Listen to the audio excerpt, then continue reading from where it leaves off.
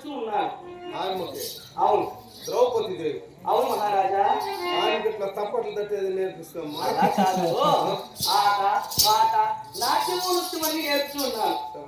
ఇవి నేర్పించలేదు కదా? లేదు లేదు, ఇది మానవాడి మాత్రమే.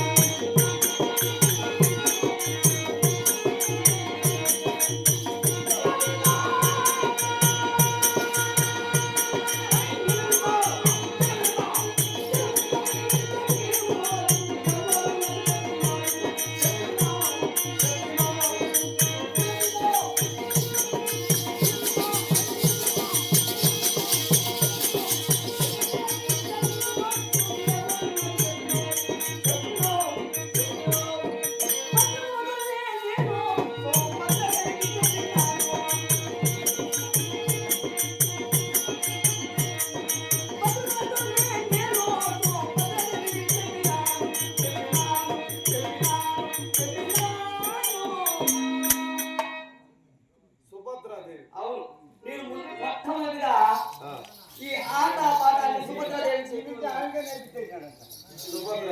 అవును, ఇందాక ద్రౌపది నేర్పించాను. అందరికీ కలిపి ఒకరొకరు కాలంలో వాళ్ళకి విద్య నేర్పుతూ ఉంటారు అన్నమాట. సరే సరే, సుభద్రాదేవి నేర్పించావు. అవును మహారాజా, గొప్పగా నేర్పించుంటావు. అవునవును.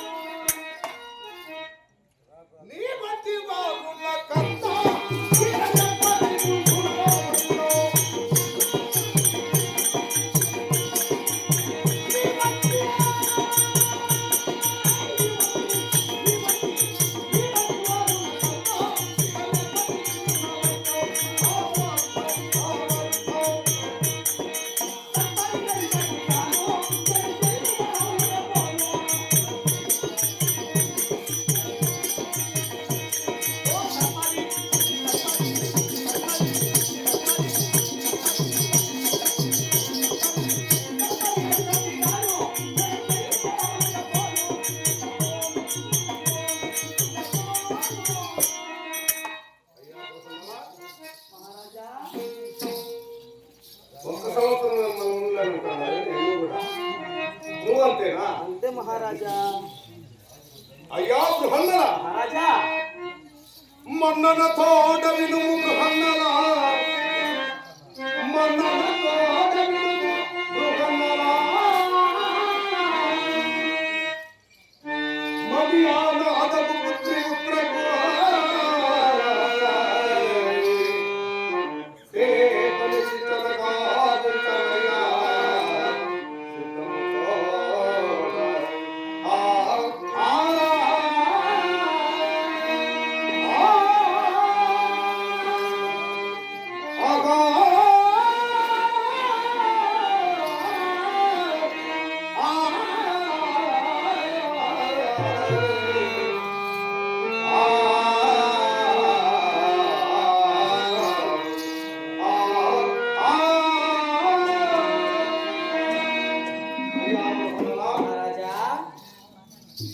మాకు ఒకగానొక కుమార్తె. ఓహో, మరి నా కుమార్తె ఉత్తరకు నృత్య గీతాలు నీ బిడ్డలు మా కుమార్తెకు శిక్షణ అలాగే గావిస్తున్నాను. ఉమ్. ఈ మందిరమైతే కాస్త అల్లకల్లడిగా ఉన్నది. ఓహో. ఊరికి ఉత్తర భాగమున ఒక నర్తనశాల ఏర్పాటు గావించిన అక్కడైతే నిశ్శబ్దముగా ఉంటున్నది. ఒకవేళ ఇతర దేశాలు లేవేమో, మా మత్స్య దేశంలో నర్తనశాల ఉంది. నాట్య మందిరం ఉండాలయ్యా. ఆ చోటైతే ఎవరు కూడా రాని నిశ్శబ్దంగా ఉంటున్నది. అక్కడ మీ కుమార్తెకు విద్యాబుద్ధులు చక్కగా నేర్పుతున్నాను మహారాజా. అయ్యా బ్రహ్మణ, మహారాజా, ఒక చిన్న మనవి. మహారాజా, మా కుమార్తెను ఒక్కగానొక్క కుమార్తెను కొంచెం గారాబంగా పెంచుకున్నాం. ఓహో. పిలుచుకొస్తున్నారా?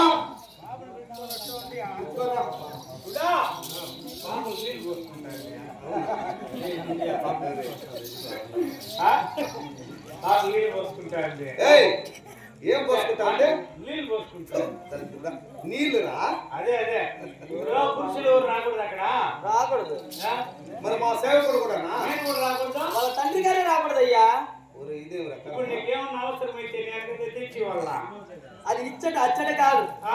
అచ్చట ఉత్తరాదేవే తెస్తున్నది ఏమో కావాలన్నా. మీరు ఒకవేళ మాతో పని ఉంటే ముందుగా ముందుగా చెప్తారు. అవును, చెప్పు. వర్తమానం. అంత కూడా